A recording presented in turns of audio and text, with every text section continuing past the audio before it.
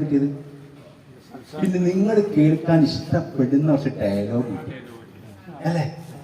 Basically നമ്മുടെ മനുഷ്യന്മാർക്ക് എല്ലാവർക്കും വേണ്ടെന്ന് അറിയോ?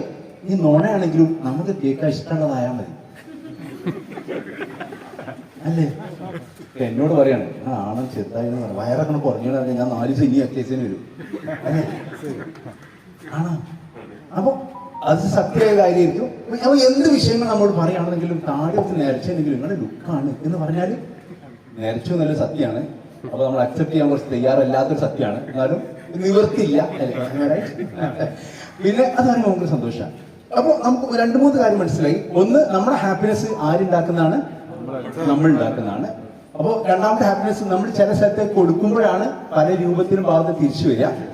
ഇനി ഇതേ സംഭവം നിങ്ങൾ കുറ്റം പറയാൻ പറഞ്ഞാൽ നിങ്ങൾക്ക് ഒരു എനർജി ഉണ്ടാവില്ല.